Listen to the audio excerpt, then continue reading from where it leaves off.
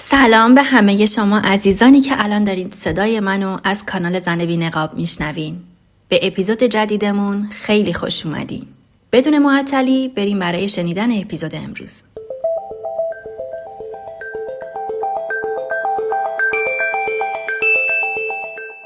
تا حالا شده وسط یه بحث یه لحظه حس کنی داره خونت به جوش میاد؟ دلت میخواد داد بزنی، فریاد بزنی، جواب دندون شکن بدی، طرف رو سر جای خودش بنشونی. ولی بعدش چی؟ بعدش میبینی یه حرف ساده تبدیل شده به یه دعوای درست و حسابی. یه رابطه سرد شده، یه احترام شکسته و تو موندی با این سوال توی سرت. اصلاً ارزشش رو داشت؟ ما توی زندگیمون درگیری کم نداریم. درگیری با همسر، خانواده، همکار، دوست و حتی آدم‌های غریبه. اما چیزی که خیلی‌ها بلد نیستن آروم موندن وسط درگیریه.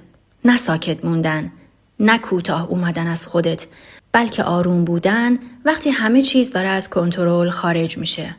قراره امروز با هم یاد بگیریم چرا آروم بودن توی هر درگیری یه قدرت زنونه پنهانه، نه ضعف، و چطور میشه وسط طوفان خودت رو نگه داری.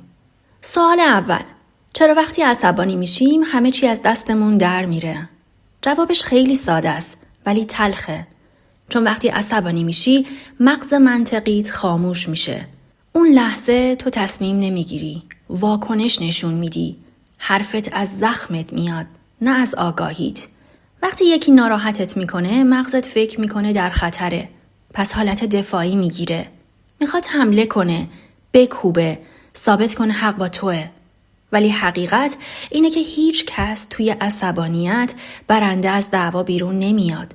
آدم‌ها بعد از دعوا معمولاً یادشون نمیاد کی چی گفته، اما یادشون میمونه چه احساسی بهشون دادی.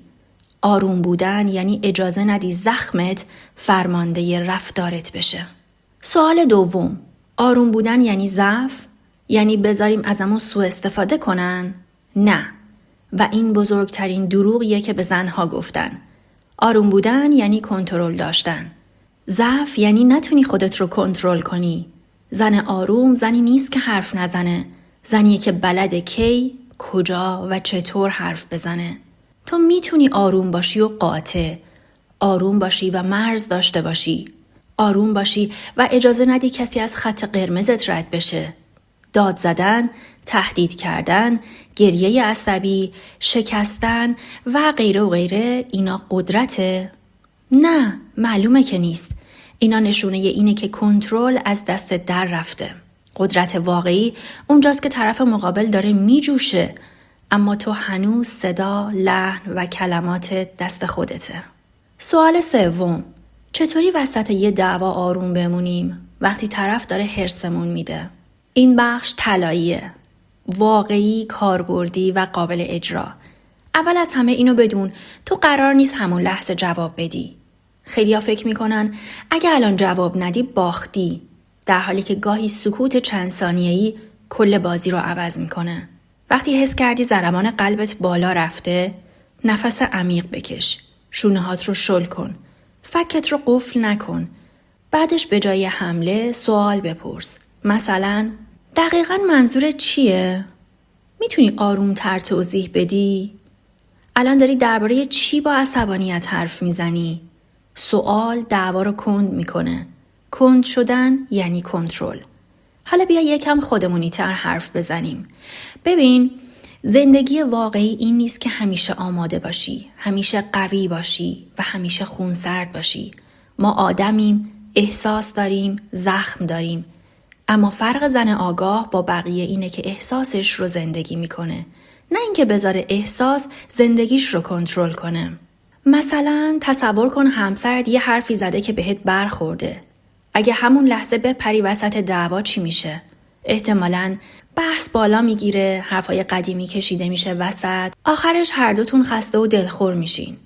اما اگه آروم بگی، این حرفت اذیتم کرد، الان نمیتونم درست حرف بزنم، بعداً ادامه میدیم، این دقیقاً یعنی بلوغ و قدرت. یا مثلا سر کار یکی جلوی بقیه تحقیرت میکنه. داد بزنی؟ جواب تند بدی یا آروم بگی ترجیح میدم این موضوع رو خصوصی صحبت کنیم.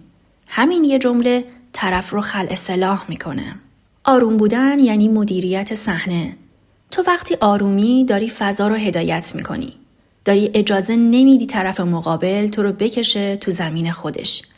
آدم‌های عصبی دنبال واکنشن. وقتی واکنش نمیگیرن کم کم آروم میشن یا عقب میکشن.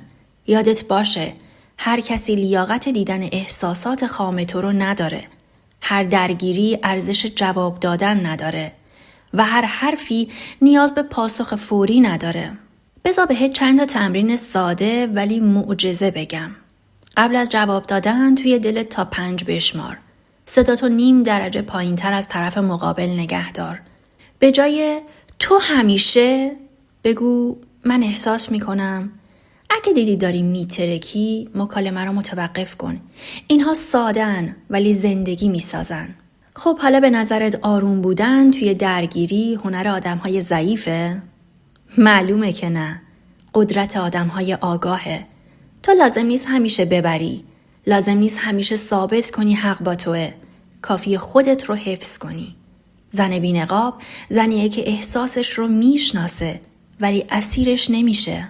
عزیز دلم ممنونم که تا آخر این حرف‌ها کنارم بودی.